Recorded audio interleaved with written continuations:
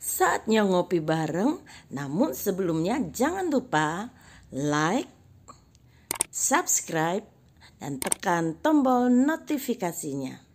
Serta bagikan kepada yang lain.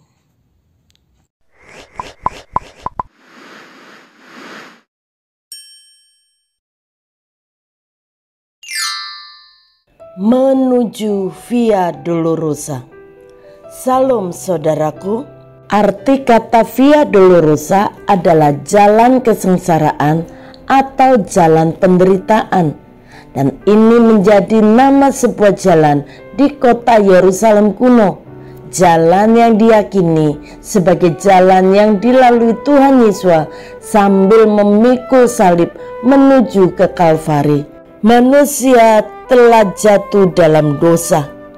Sejak itu misi penyelamatan manusia telah dirancangkan oleh Tuhan Yahweh ribuan tahun yang lalu, dan Tuhan Yahweh memakai para nabi untuk menubuatkan kedatangan Mesias yang akan menyelamatkan dunia ini.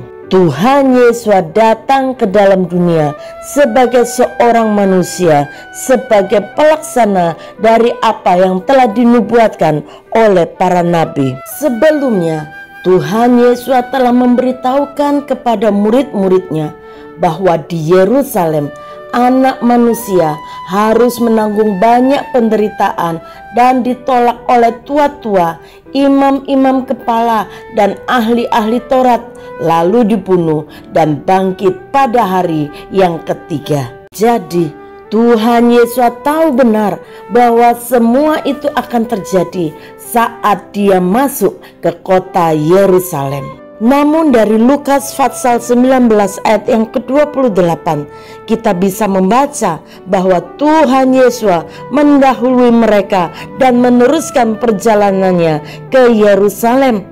Hal ini menunjukkan bahwa Tuhan Yesus punya keteguhan untuk masuk ke kota Yerusalem biarpun mengetahui apa yang sedang menantinya. Tuhan Yesus tahu dengan jelas apa yang menjadi tujuannya, yaitu untuk menyelamatkan hidup manusia. Ini bukan untuk pertama kalinya Tuhan Yesus pergi ke kota Yerusalem, namun itu adalah untuk terakhir kalinya Tuhan Yesus memasuki kota Yerusalem, dan ini adalah waktunya dia akan menyerahkan hidupnya. Karena itu, kali ini Tuhan Yesus memasuki kota Yerusalem dengan cara yang berbeda.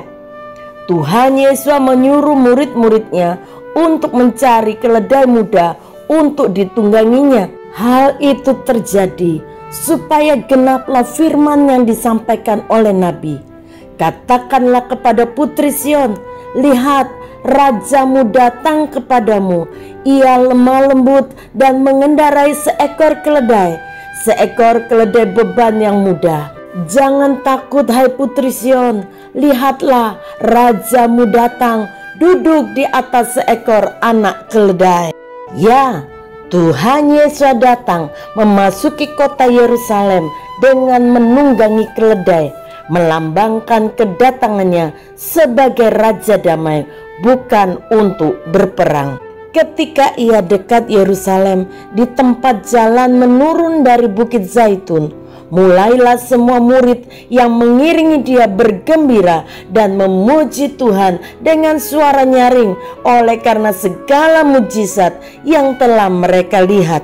Orang banyak yang sangat besar jumlahnya menghamparkan pakaian di jalan. Ada pula yang memotong ranting-ranting dari pohon-pohon dan menyebarkannya di jalan. Dan orang banyak yang berjalan di depan Tuhan Yesus dan yang mengikutinya dari belakang berseru katanya, Hosana bagi anak Daud, diberkatilah dia yang datang dalam nama Tuhan, Hosana di tempat yang maha tinggi.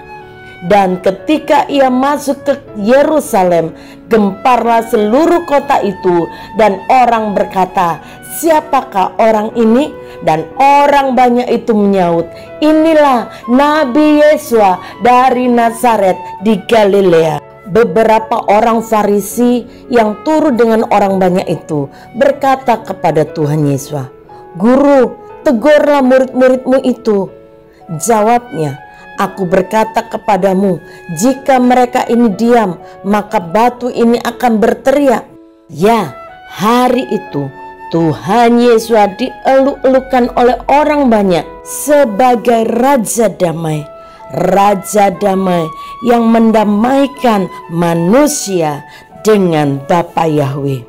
Orang banyak menyanyikan kata-kata pujian, mengeluk-elukan Tuhan Yesus yang memasuki kota Yerusalem. Tanpa mereka sadari, mereka sedang menyambut korban hari raya yang akan dipersembahkan menjadi korban penebus dosa bagi seluruh umat manusia, tepat pada hari raya Paskah. Tuhan Yesus dieluk-elukan orang banyak sebagai domba pilihan untuk penebusan dosa seluruh umat manusia. Saudara, sebuah pelajaran yang sangat penting kita bisa pelajari dari Tuhan Yesus. Dia tahu di Yerusalem dia akan mengalami penderitaan, tetapi Tuhan Yesus tidak menjauhi Via Dolorosa atau jalan kesengsaraan, jalan penderitaan itu.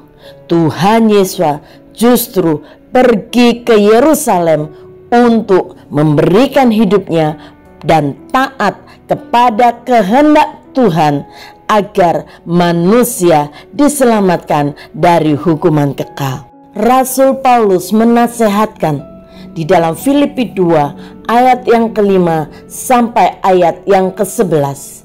Hendaklah kamu dalam hidupmu bersama menaruh pikiran dan perasaan yang terdapat juga dalam Kristus Yesus, yang walaupun dalam rupa Tuhan tidak menganggap kesetaraan dengan Tuhan itu sebagai milik yang harus dipertahankan, melainkan telah mengosongkan dirinya sendiri dan mengambil rupa seorang hamba dan menjadi sama dengan manusia.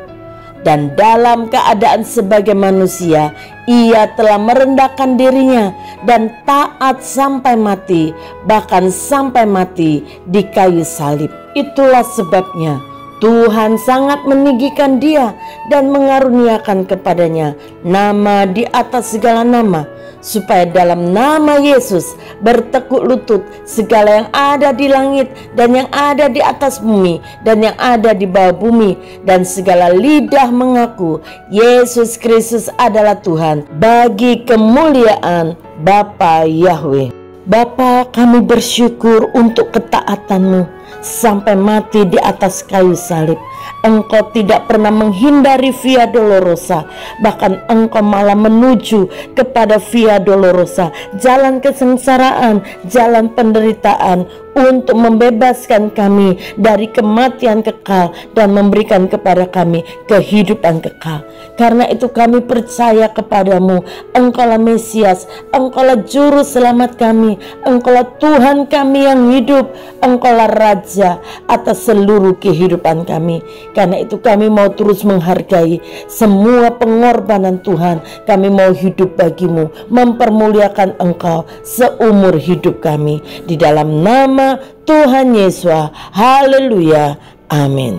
Tuhan Yesus tidak pernah menghindari Via Dolorosa demi keselamatan kita manusia.